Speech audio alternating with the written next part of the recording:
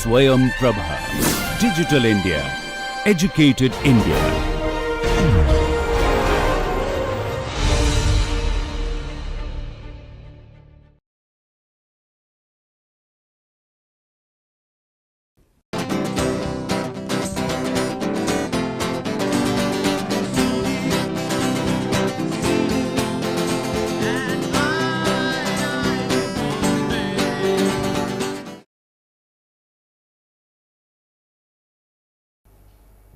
You have done a chapter on cycle analysis of jet engines.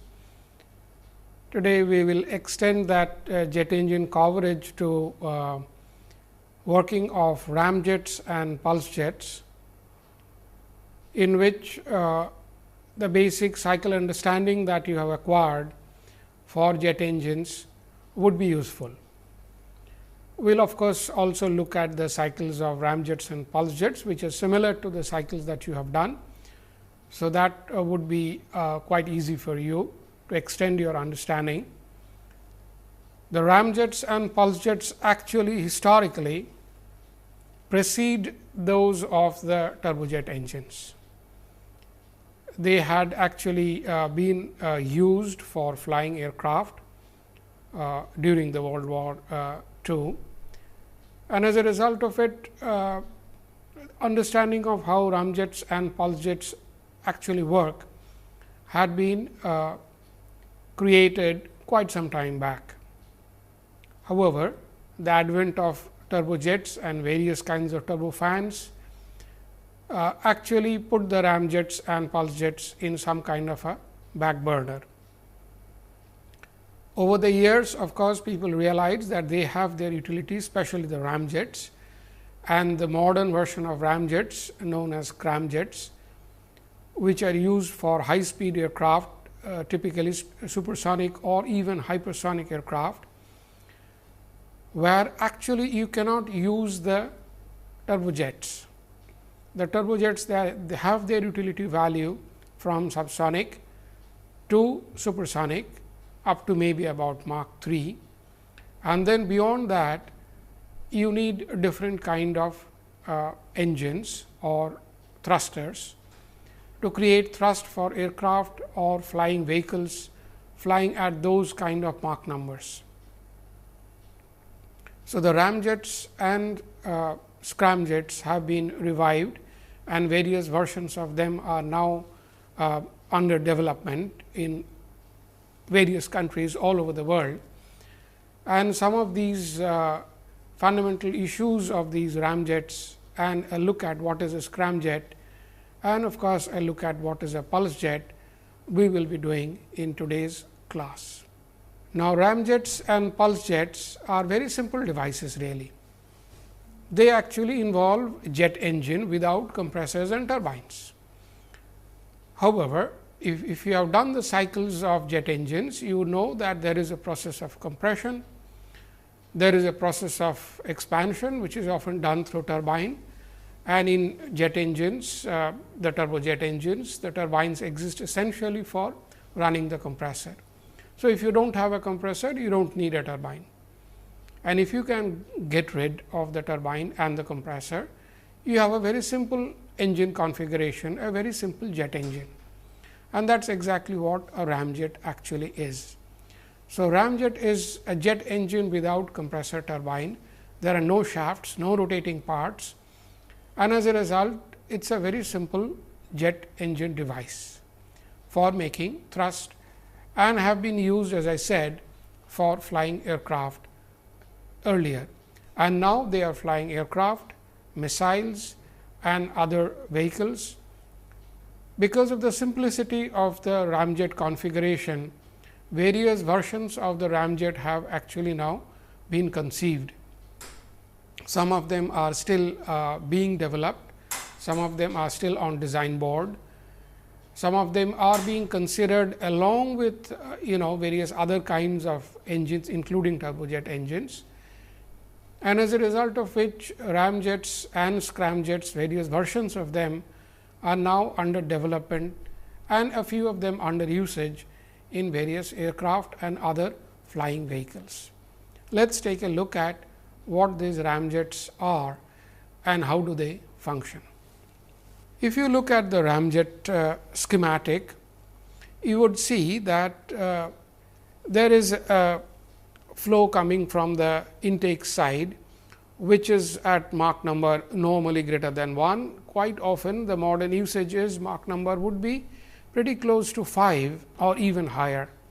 Some of the ramjets or scramjets being used would be at flying Mach number of the order of 8, 9 or 10.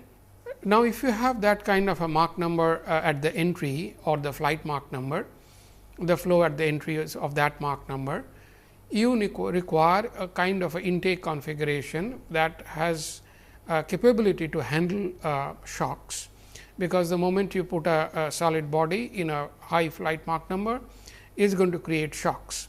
So, you need to create a situation over here whereby the shocks are generated, and it is necessary that they are designed shocks.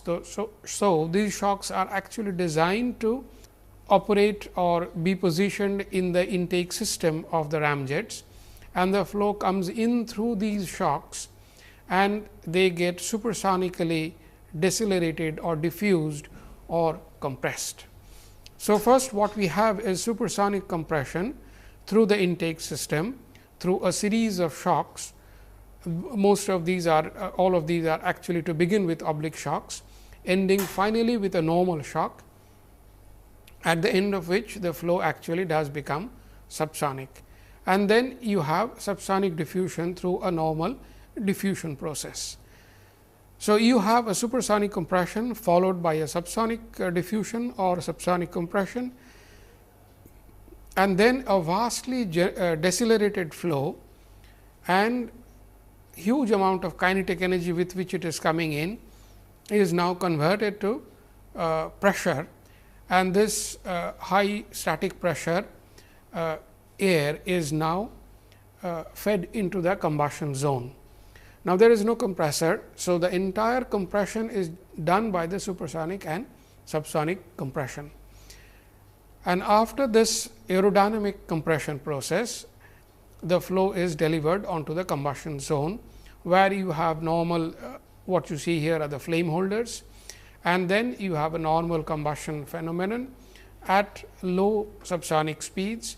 You require low subsonic speeds to have good efficient combustion, and once the combustion process is over, the flow is allowed to mix up. So, you have a uniform flow profile of temperature, pressure, etc., and energy level, and then that is allowed to be delivered or fed into the nozzle, which is quite often convergent divergent nozzle, and then this convergent divergent nozzle then exhausts the gas, high temperature gas, into the atmosphere back again. So, thereby creating an exit jet. So, our intention of this jet engine is to create an exit jet of a higher velocity than what it came in with, and as a result of which there is an overall momentum increase across the jet engine for the amount of mass that has come in with a little bit of fuel addition, and this change in momentum created by the jet engine of course creates the thrust, and this thrust would then enable the aircraft to fly. So, the whole engine essentially is there to create a momentum change across the jet engine, thereby creating a forward thrust. So, as you see, we have simple elements over here. We have an intake which has to be properly designed to handle the shocks and keep the shock losses to the minimum. And then we have flame handles, where you have the combustion. We need a very good efficient combustion, and what you see here of course is annular combustion chamber, and then normally you would have a CD nozzle. One of the reasons is the huge kinetic energy which has been converted to pressure. As I mentioned, the Mach number quite often here is of the order of 4 or 5, and as a result of which the pressure generated here is of a very high order, and hence it is quite suitable for use for CD nozzle. CD nozzle, as you know, is used normally when ideally pressure ratio available, that is total to static pressure ratio available is of the order of at least 2. So, normally you would use it only when the pressure ratio is of the order of 4 or 5, and that is the kind of pressure which is normally generated, and as a result of which this CD nozzle now creates a supersonic exhaust jet. This exhaust jet then has a velocity which is higher. One of the reasons is we have added energy, we have burned fuel and added energy to the air, and this air now has extra energy with which it can go out with a high velocity, and then this high velocity then of course creates the overall momentum enhancement or increase that creates the thrust. So, you see this is a very simple device which can create thrust without needing any compressor or turbine. However, you do see that you have a compression process, you have a combustion process and you have an expansion process through the CD nozzle. So, the thermodynamic processes that you have done earlier in the earlier lectures are still there, and hence we will see that it still follows the so called Joule-Brayton cycle. So, this is how a ramjet normally would be operative during its operation. If we look at what are the key features of a typical ramjet engine, firstly, it produces power by increasing the momentum of the working fluid, which in our case is air, the atmospheric air that is available.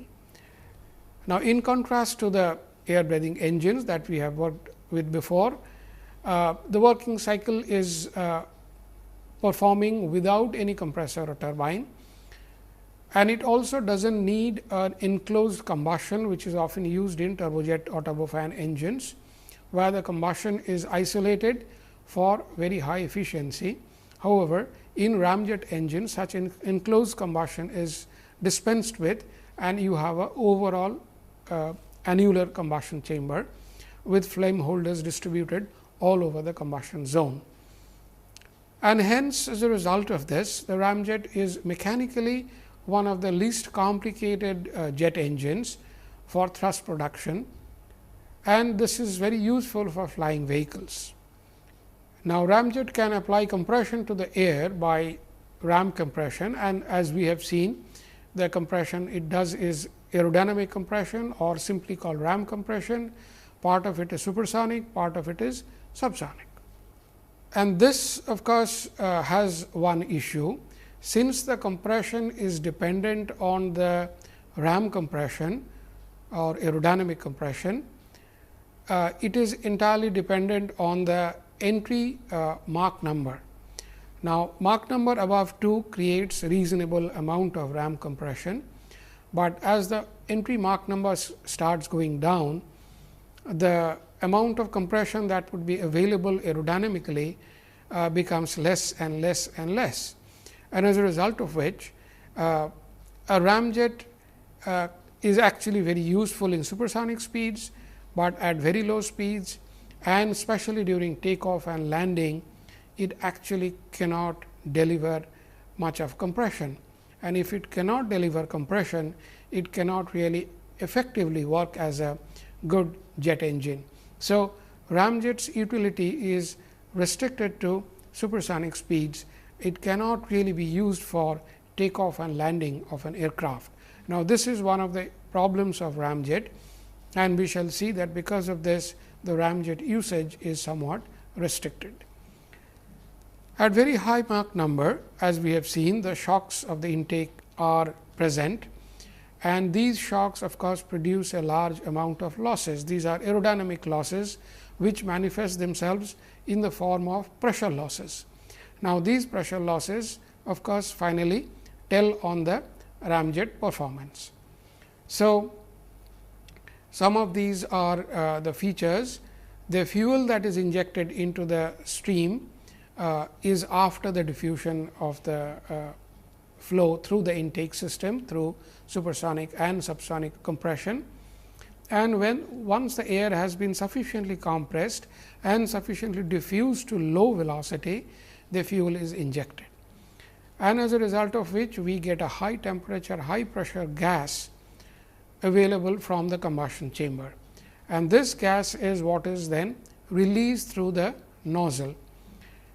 Now, this nozzle is normally then a convergent divergent nozzle. Of course, you can have only a convergent nozzle with the flow going sonic at the exit face, which would be the throat. That is possible, but that will have a very little utility value. The real utility value is of nozzle, which are indeed convergent divergent and would normally be used for most of the ramjet applications that we know of today. Now, it is assumed to begin with that the exit pressure P e is pretty close to, if not exactly same as the ambient pressure, and as a result of which the flow which goes choking at the throat, it has to be higher than the ambient pressure. So, P c, the throat choking pressure at the throat, is always higher than the ambient pressure, which is at the exit, pretty close to the exit pressure P e. So, let us take a look at how the ramjet compare with the other jet engines. As you can see here, the graph has been plotted with reference to Mach number and specific impulse, which is actually thrust per unit weight of flow. And normally, in most of the rockets and other flying vehicles at high altitudes and space, the specific thrust is often designated as specific impulse, that is thrust per unit weight of flow of fuel and whatever other oxidizer are there. Now, in case ramjets and turbojets, the other oxidizer is only air. So, the ISP would be designated accordingly. Now, what we see here is a comparison between turbojets, ramjets and scramjets. The blue ones over here are ones using the normal hydrocarbon fuels, the air turbine fuels that we know of, and these create the ISP configuration. As we see, they are reasonably good ISP configurations at very low Mach numbers. Now, as the Mach number starts going up,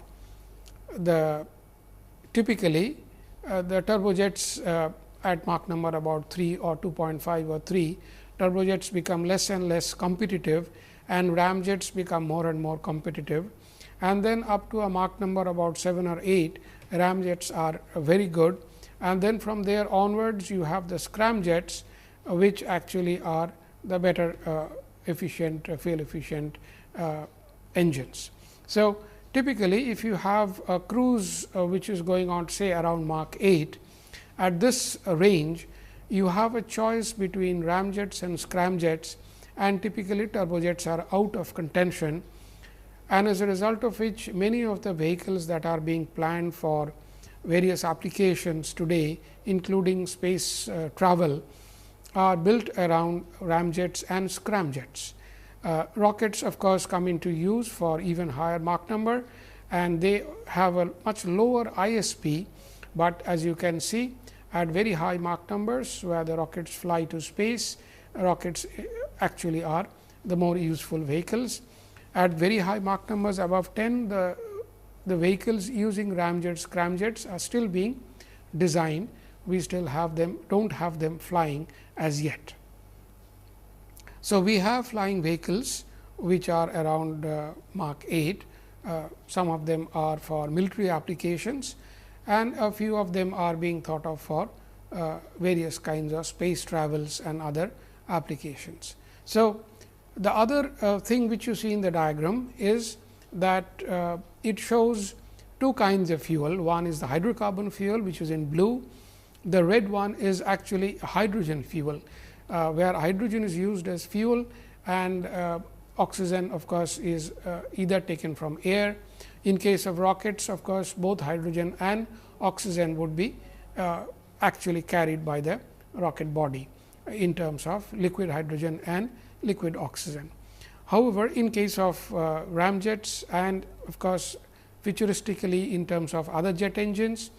If we use hydrogen fuel, you can see, for example, the value of ISP would be of a much higher order than the hydrocarbon fuels.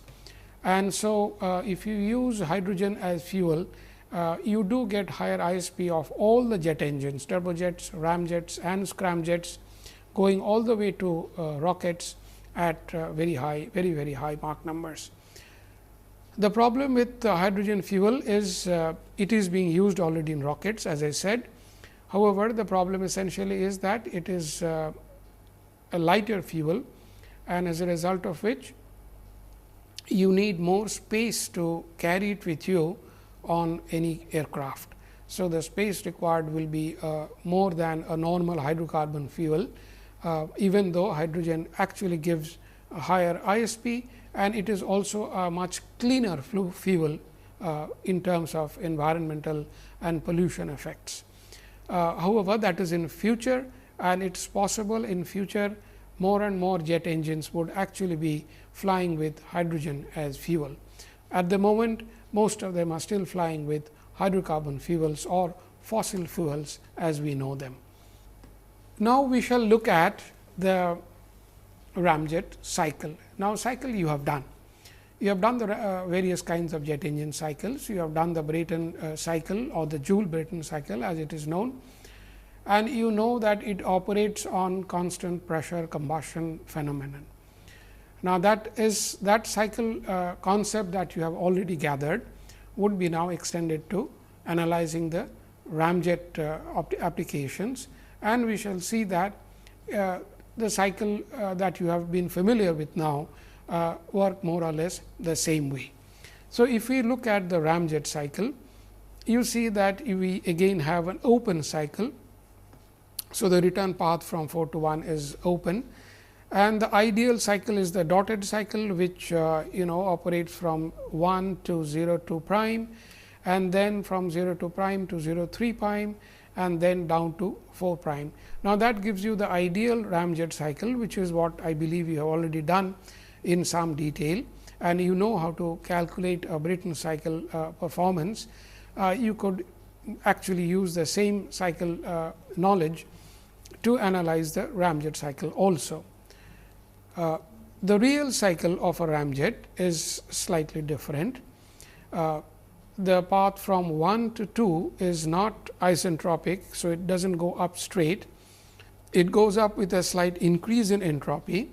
So, there is a certain amount of efficiency that comes into the picture, which we shall normally be calling isentropic efficiency of the compression process. And then in the combustion process, there is likely to be a certain amount of pressure loss, most of which is a fluid mechanic pressure loss. So, that pressure loss needs to be accounted between 0.2 and 0.3. So, the 0.2 and 0.3 are on two different pressure lines.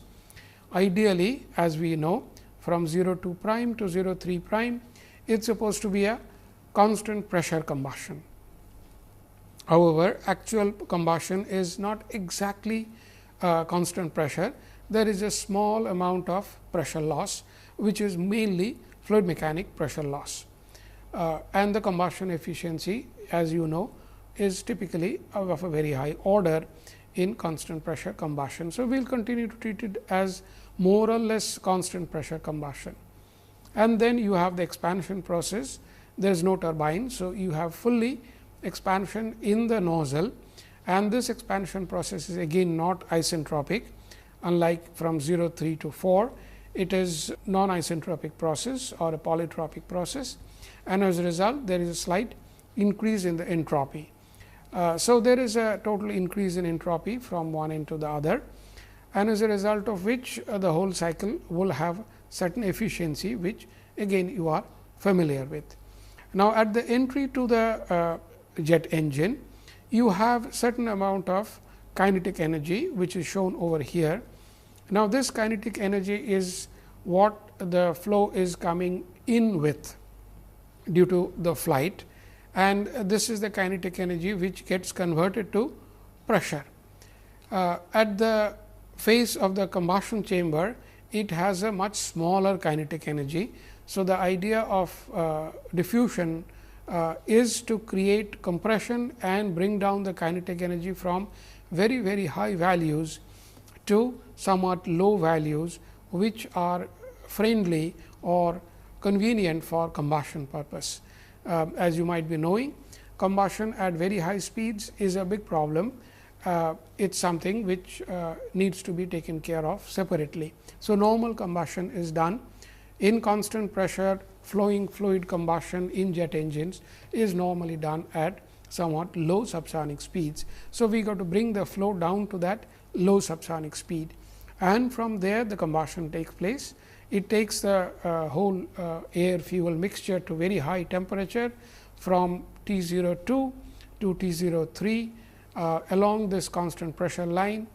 So, now we have high pressure and high temperature, and the gas is then released from that 03 position through the nozzle, and when it comes out with a jet of a velocity of the order of C4, and this has to be higher than the velocity with which it came in. So, typically C4 needs to be higher than C1 with which it came in, only then you get a positive thrust.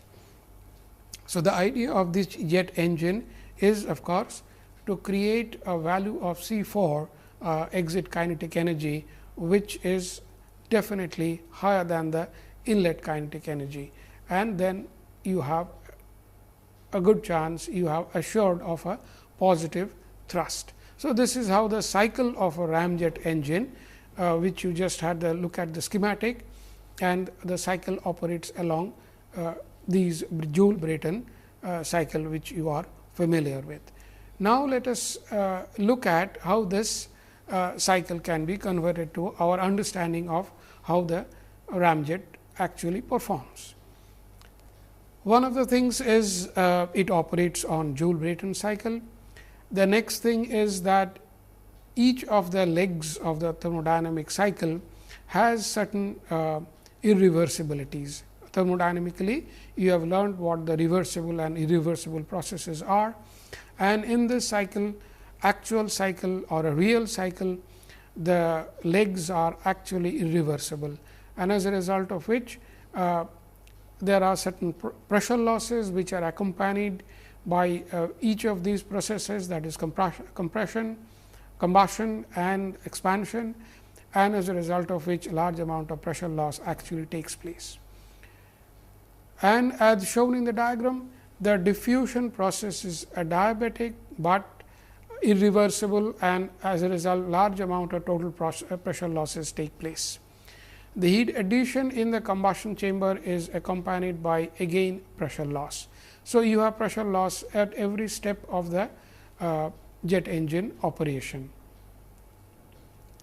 and all these pressure losses, when they are put together, you have a situation that the pressure that is available at the entry to the nozzle is somewhat less than the ideal pressure which one would expect in an ideal engine, and hence the flow through the nozzle would be somewhat less than the ideal engine flow, and the velocity that you would get at the exhaust would be less than the ideal velocity, and this is what a real cycle analysis would actually show, that the exit velocity would be somewhat less than the ideal, and if one is not careful in the design, the exhaust velocity could be substantially lower than the ideal engine, in which case you have to first ensure that you have a ramjet engine that is providing you with positive thrust, because it is entirely possible that during certain operating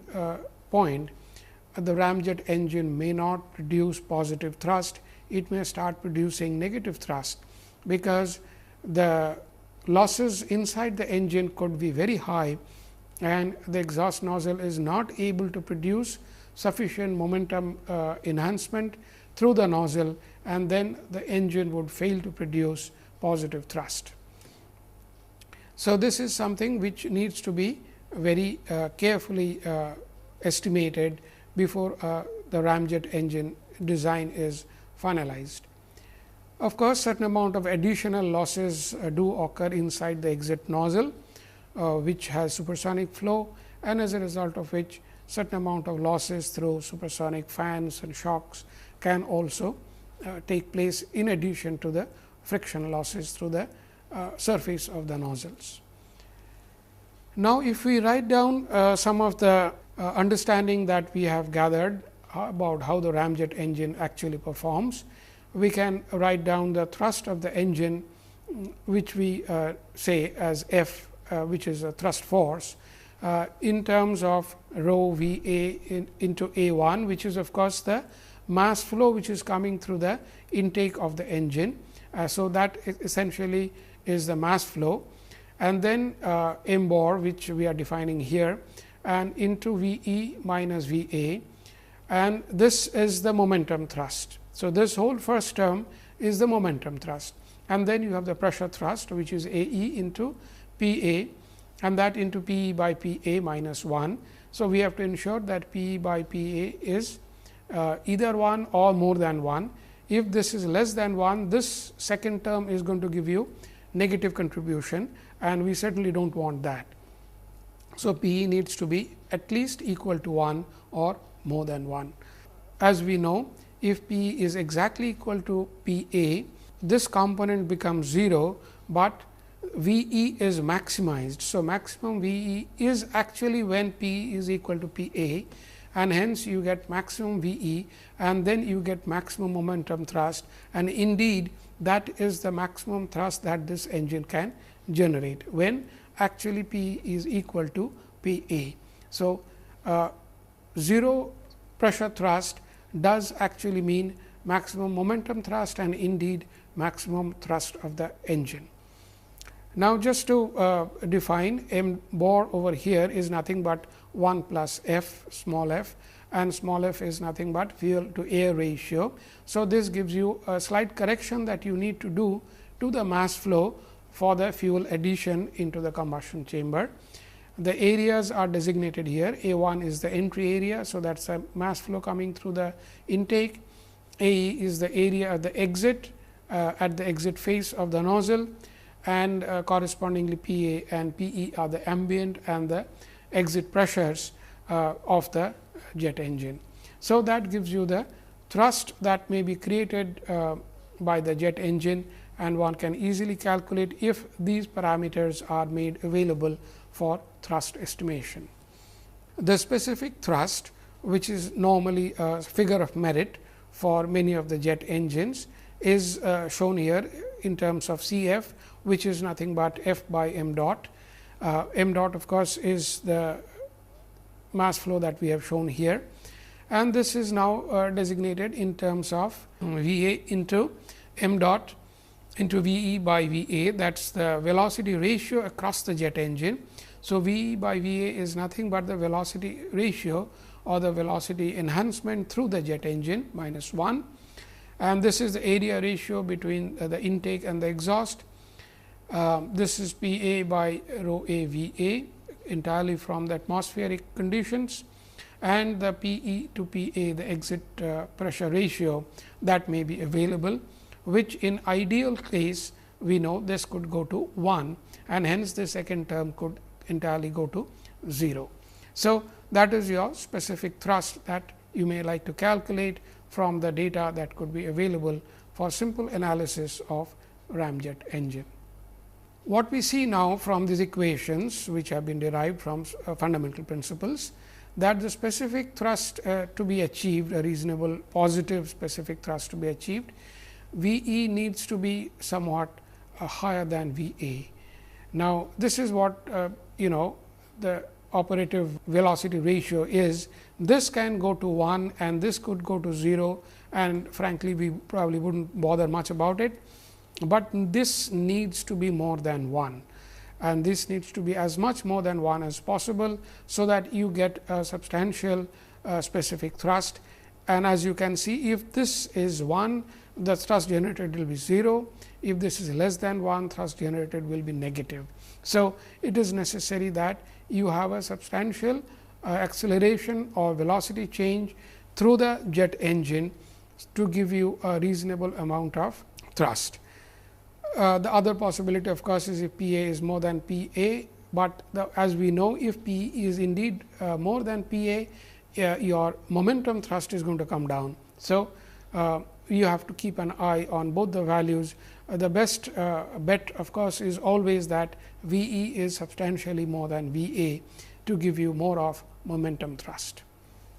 Now, we can look at the other normal figure of merit used for all jet engines, and that is the specific fuel consumption. Typically, most of the engines you have already learned how to calculate thermal efficiency of an engine. However, most of the engines are designated or defined by their specific fuel consumption, and the efficiency is often used as a figure of merit for the goodness or the badness of the particular engine. So, SFC is what we normally use as the engine efficiency figure of merit. Now, this is defined here as usual as before in terms of m dot f, which is the fuel consumption divided by the thrust that is created, and this comes out in terms of small f by C f, which is the specific thrust, and this is the fuel air ratio. So, if the fuel air ratio of a particular operating point is known and the specific thrust can be calculated, we can get the value of SFC, and that of course, stands for the as a figure of merit for the efficiency of the engine at that particular operating condition. The efficiency of the engine also can be of course calculated as per basic definition of efficiency, which is normally the thrust work that is created by the jet engine divided by the fuel energy that has been put inside the combustion chamber in terms of basic fuel energy or heat energy. So, Q f of course, is the heating value of the fuel in terms of kilojoules per kg, and this is what gives you finally the thermal efficiency of the ramjet engine. So, you can calculate thermal efficiency of a ramjet engine to designate thermodynamically what its efficiency value is. Now, we can look at, having looked at a basic ramjet engine, we can take a look at some of the modern developments of ramjet engine. Many of these ramjet engines are now being developed in terms of very high supersonic flight applications, and in those situations, as you can see, you are likely to have a very long intake. So, you have intake section which and then you have a long, what is often known as an isolator. That means, here you can see it goes through a huge number of shocks, or what is often known as shock trains. So, these shocks obviously diffuse the flow supersonically hugely, but they are also loss making propositions. So, by the time the flow comes out through these shock train and gets delivered into the combustion chamber quite often, and the combustion chamber as we see is indeed a subsonic combustor, the flow would have lost substantial amount of pressure having come through all these shocks. And as a result of that, as we have just seen the definition of thrust and SFC and specific thrust, there will be some problem in terms of getting a good positive thrust out of this jet engine.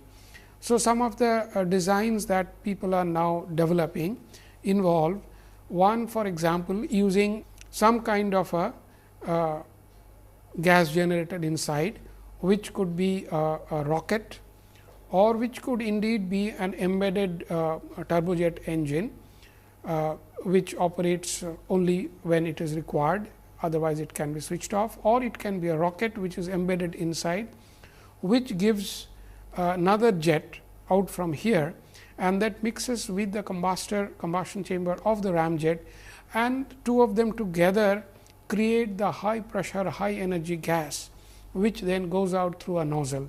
So, the combination can then go out through the nozzle to create a supersonic jet. The other option is to have a high pressure tank over here, which has its own nozzle, and from this tank you can eject high pressure gas, and this high pressure gas coming out through this nozzle mixes with the combustor gas of the ramjet, and the combination then goes out through the ramjet nozzle, again creating supersonic jet.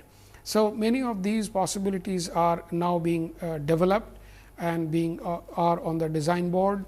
One of the reasons is because we just discussed that coming through these various shocks, the ramjet would be depleted of its energy, and it may not be a very good jet engine device all on its own. Hence, a certain amount of help may be embedded within the jet engine configuration to provide additional energy, which then can be harnessed to create more thrust during flying at very high supersonic speeds. At Mach 5 and above, the normal ramjet cannot diffuse the flow any further to subsonic values for combustion purpose. As we were just discussing, that if you have intake for high supersonic flights, those intakes are full of shocks, and as we have just seen, they are full of shock trains. So, the flow is coming through a large number of shocks, maybe 8, 10, 15 shocks, which are inside the intake system, which includes an isolator. Now, this isolator, let us go back just for a minute. This isolator actually is part of the ramjet, and it is called isolator because it is a supersonic isolator, which allows a long train of shocks before the flow is delivered into the combustion chamber, and it also isolates the combustion chamber from the intake ambient pressure or temperature changes, which happens with the change of altitude. So, this is often called an isolator because it houses a long train of shocks. So, when you have those train of shocks, and if you keep on diffusing, you keep on losing energy, losing pressure. So, at above Mach 5 flight Mach number, it is not very profitable to have that kind of shock train finally delivering subsonic flow. So, what is quite often done now is the flow delivered is still supersonic. So, you do not make it subsonic, you keep it supersonic and deliver supersonic flow into the combustion chamber, and hence the combustion designers have now developed a supersonic combustion phenomenon. So, this supersonic combustion is now embedded inside the ramjet engine, and hence it is called a scramjet, supersonic combustion ramjet. This now delivers the jet to the exhaust nozzle, which then creates a supersonic flow. So, the combustion is now done in supersonic flow condition, but somewhat low supersonic flow. So, the flow is brought down from very high supersonic flow above Mach 5 to low supersonic flow near about Mach 1. And this isolator is needed to create the shock train, so that a low supersonic flow can be delivered into the scramjet combustor. This is physically a rather long device, a long duct through which the shock train is housed.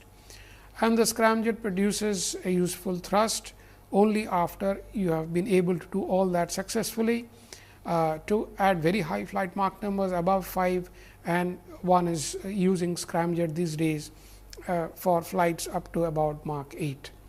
We can look at a scramjet engine and indeed a scramjet powered vehicle over here. As you can see, the flow is coming through the intake system, and then you have let us say this part is a vehicle body and this is your jet engine, and outside the jet engine itself you have a vehicle body which is angled over here, and it is often called the external ramp intake. Now, this intake system then has only one surface, the other surface typically is not existing as a solid body before it enters the ramjet. Once it enters the ramjet, you of course have the shocks immediately inside the ramjet vehicle, ramjet engine itself. Now, this is normally integrated design of the vehicle and the ramjet. So, the vehicle body and the ramjet are almost designed in an integrated manner, and they are housed in one single body, typically under the belly of the flying vehicle. So, as the flow comes in, it is high supersonic, is creating shocks over here, and these shocks finally develop into the shock train, and it goes through the isolator, which is what we are talking about. And this isolator, through a large number of shocks, diffuses the flow to low supersonic flow, and then this low supersonic flow is delivered into the supersonic combustor. So, this is why it is called scramjet, and then the combustion takes place, and hot high pressure gas is then released through the nozzle, which then creates the high velocity jet. So, this is coming out, and again part of the nozzle has one single surface, which is often called ramp nozzle, because its ramp is actually part of the vehicle body. So, the flow coming in through a ramp is part of the vehicle body, flow going out also is through the ramp, which is part of the vehicle body, and the other side of the surface is an open surface. However, we have a nozzle over here, which is indeed again a convergent divergent nozzle, and as a result of which you have a supersonic jet that comes out, which is a hot jet, and this jet has a velocity which is higher than the entry velocity. So, this is how a scramjet engine typically operates and gives thrust during high supersonic flights. Now, let us look at what is known as pulse jets. Pulse jets are very simple devices, and they have been flown long back, even during World War II. Now, pulse jet actually operates under a very simple principle, that the flow which comes in through valves. Now, inside the combustion chamber, when the combustion is initiated, the flow goes to high temperature and pressure, and the flow is evacuated through a nozzle, which could be a convergent or a convergent divergent nozzle. And as it is evacuated, these valves are forced open and the flow comes in. So, let us quickly understand how it operates. Initially, a spark plug initiates the combustion process inside the combustion chamber, and when the inlet valves are actually kept closed. So, the default valve position is closed, and then the combustion takes place, which raises the temperature and pressure to very high values, because now the combustion is taking place in a enclosed volume, and it is close to what can be called a constant volume combustion. So, you have very fast combustion, very close to that of an explosion, and very fast rise in temperature and pressure. So, it rises to very high pressure. So, this high pressure and temperature gas is forced through the nozzle, and it creates a high velocity jet. Now, this creates the pressure drop inside the combustion chamber, and as a result of this drop in pressure inside the combustion chamber, the spring loaded valves, inlet valves are open, and then the air comes in through the intakes through these valves, which are often the reed valves, and the spring loaded valves are then closed again as soon as the combustion chamber is full, and as I said, the default position is closed, and it can open only when a certain pressure differential actually exists across the valves. So, as soon as the combustion chamber is full, the valves are closed, and as a result of which you have operation. Let us go back quickly to the pulse jet schematic. So, the flow comes in through the intake only when the valves are open, otherwise they cannot come in, and then the combustion is initiated and takes place in the combustion chamber, and the flow is then forced out of the entire jet engine at high velocity through this jet pipe, and as a result of which the thrust is created by Newton's principle or third law of reaction, and once it is evacuated, the flow comes in. Now, this thrust creates a motion for the jet engine and the jet engine attached to the flight vehicle, and the vehicle moves, and as the vehicle moves, certain amount of air can attempt to come in. It can come in only when the valve is open.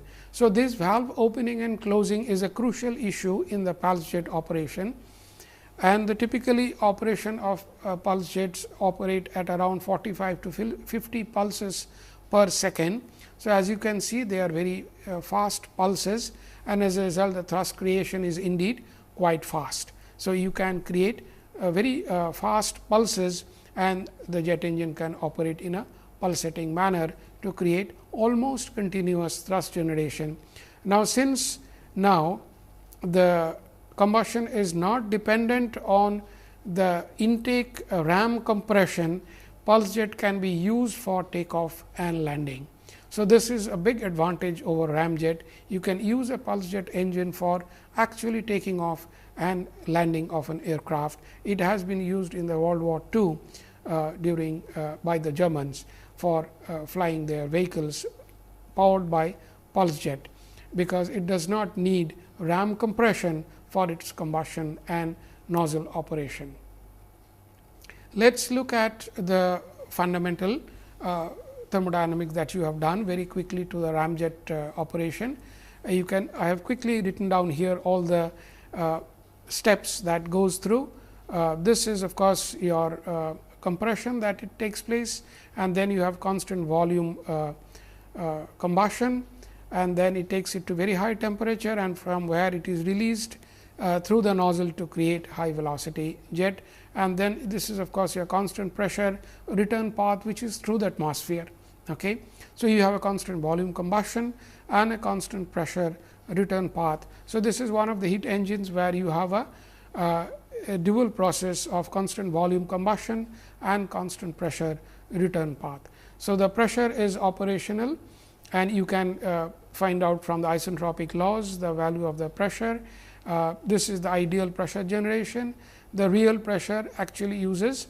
So, P 02 actually would have a efficiency of the intake process through the valves embedded into its equation. So, this is the efficiency with which the valve is allowing the flow to come in, and then you have the pressure generation through the combustion process because of the rise in temperature, and as a result of which you get very high pressure and temperature. So, this is not a constant pressure, this is a constant volume combustion, and this is from your equation of state. And now, you can write down the work balance or the energy balance. This is the energy with which the air came in, and this is the fuel energy of the burning of the fuel multiplied by the combustion chamber efficiency, and this is the energy of the gas with which the gas is now going out.